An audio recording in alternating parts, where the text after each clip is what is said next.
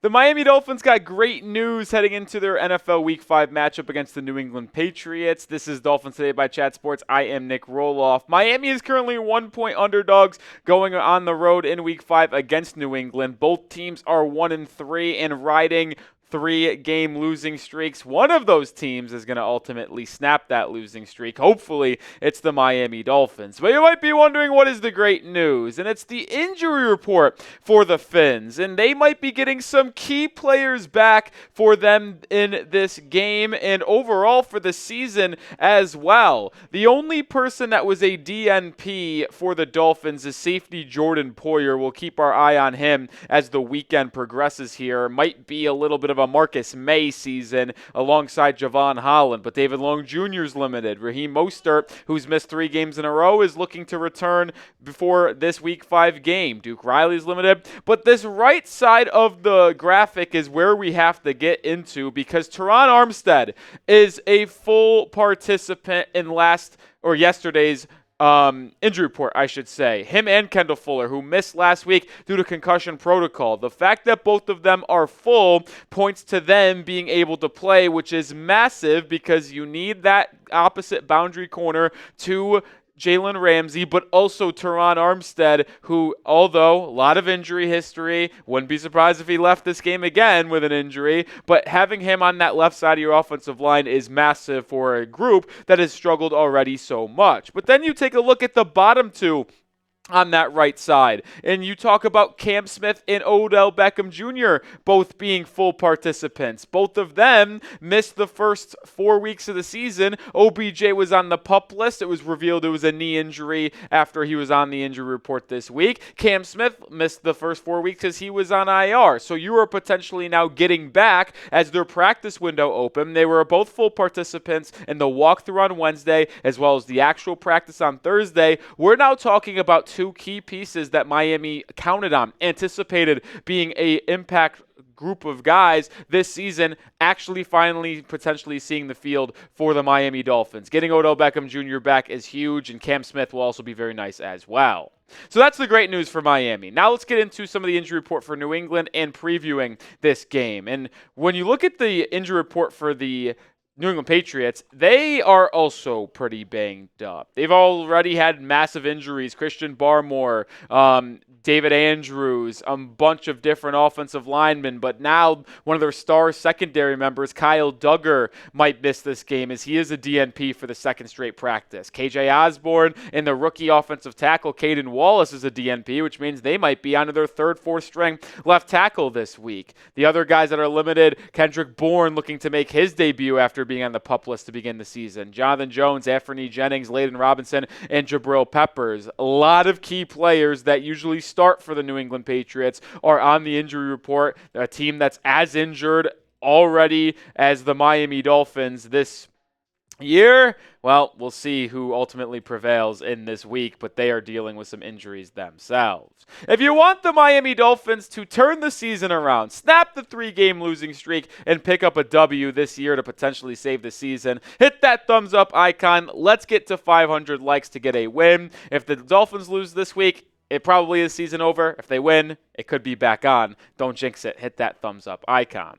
All right, let's get to the keys to victory for this game now as we progress in this video. You got to attack the Patriots' offensive line. They are the worst offensive line in all of football, not only in my opinion, but kind of statistically. They are terrible. And they're already down so many injuries as well. You had Chukwuma Okorafor start for them at the beginning of the year at offensive tackle. No longer. Michael Wenu's there, but David Andrews, their captain on that interior, he's gone. They're still without Cole Strange, Caden Wallace. They're starting Layden Robinson at right guard, the 4th-round pick out of Texas A&M, and they might be getting, it looks like, City So back at left guard for them, so they're getting their 2 guards back with Michael Wenu at right tackle, but center and left tackle is a disaster for New England, and it's been evident all year long. They have allowed 17 sacks this season through the first 4 weeks. That's second most in the National Football League. The only team that has somehow now ahead of them is the Cleveland Browns, who've given up 19 sacks.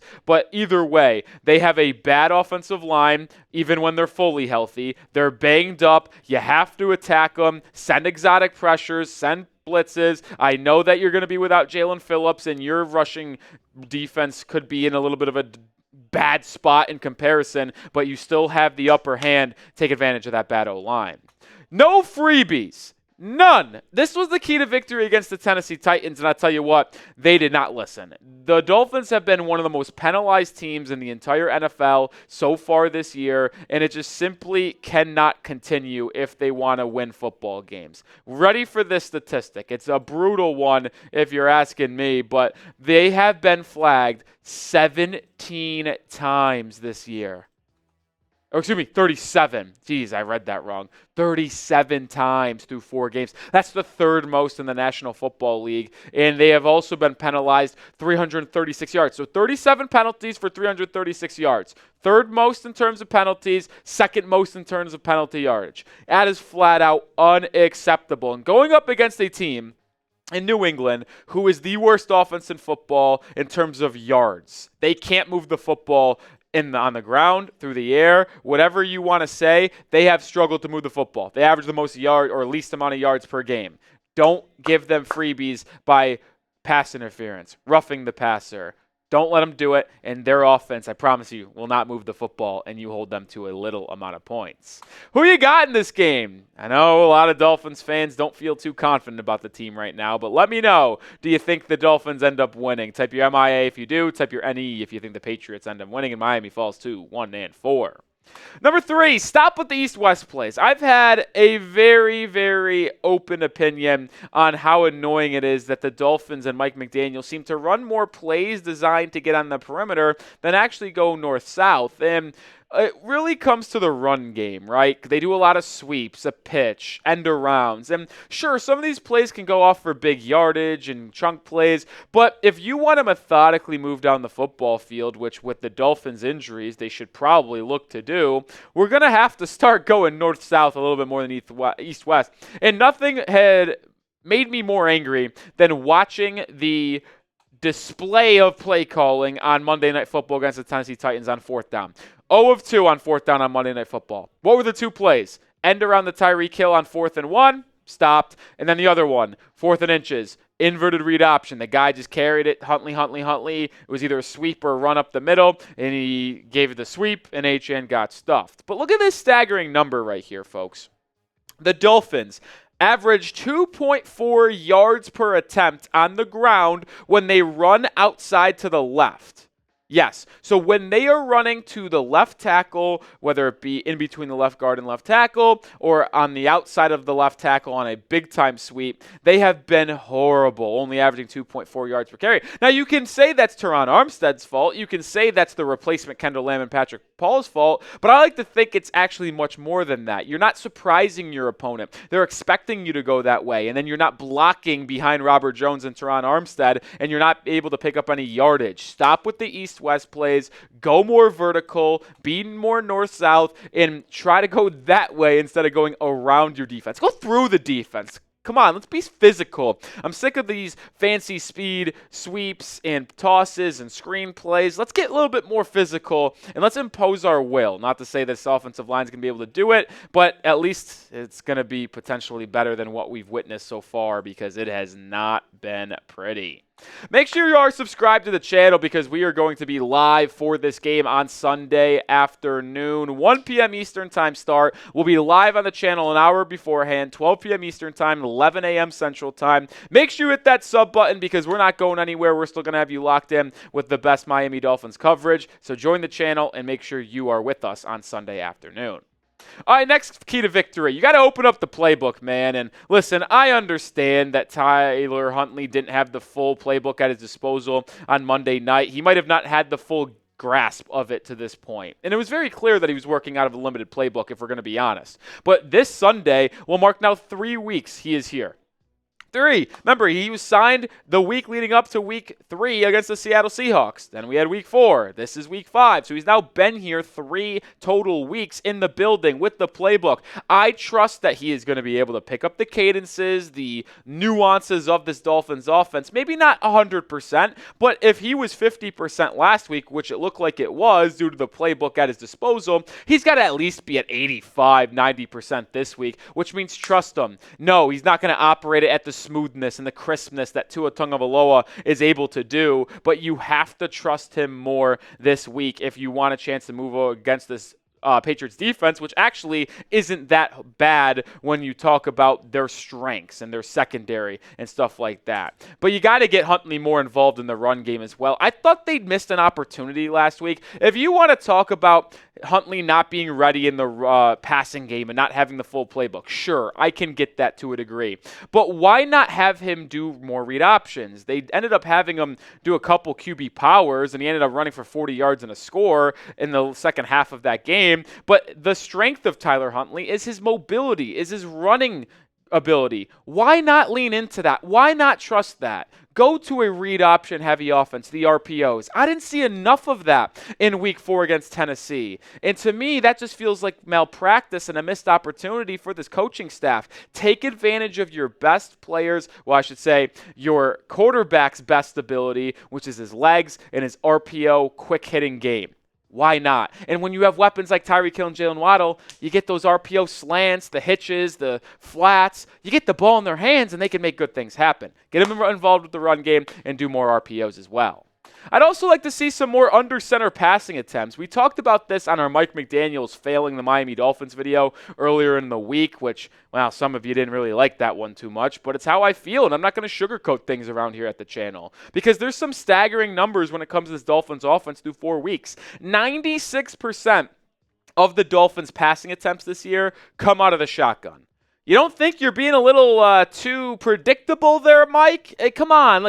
Listen, I understand this offense is predicated in the shotgun, a lot of motion, a lot of cheat motion, pistol. They have it all. But when you're only throwing the ball consistently from the pistol or shotgun, it is not something that I want to see. And I think adding another dimension to this offense would help them out even more. And listen to this one as well. The Dolphins have thrown the ball 5 times under center in 2024, according to True Media. And when you think of back at this Dolphins offense through 4 weeks, they've been under center at least a little bit. So you're telling me every time they go under center, it's either a pitch, it's either a straight drop or a straight handoff or an end around, because they like to do a lot of those under center.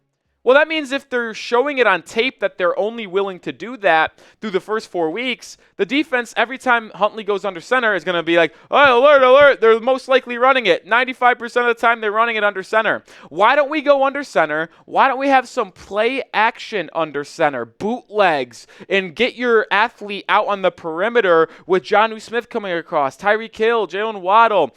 To me, you're missing a huge opportunity to showcase off Tyler Huntley's legs and his speed that can really damage a defense on the perimeter, man. That's what I'd like to see from this team, and I think they got to get back to it. I know it's not their style. Mike McDaniel does a lot from the shotgun, but when you mix in that under center offense, you got to do more than just hand it off or end around or pitch. You got to go to the play action under center. Only 5 times this year is flat out unacceptable. Let's change that.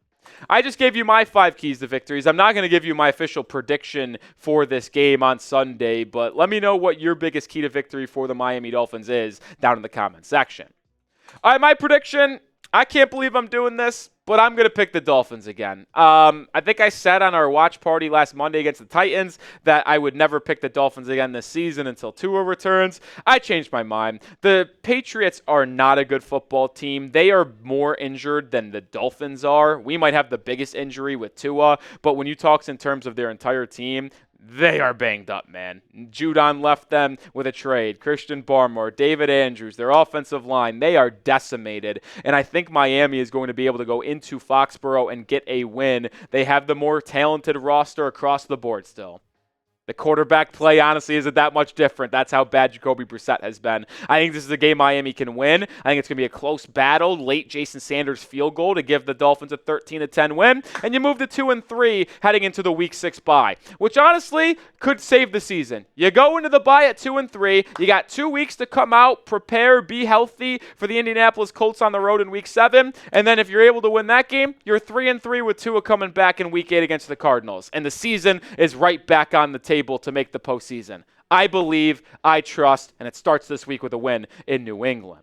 And make sure you are subscribed, because if the Dolphins win, we will party on Sunday afternoon. So hit that sub button and join us, because it's going to be a lot of fun.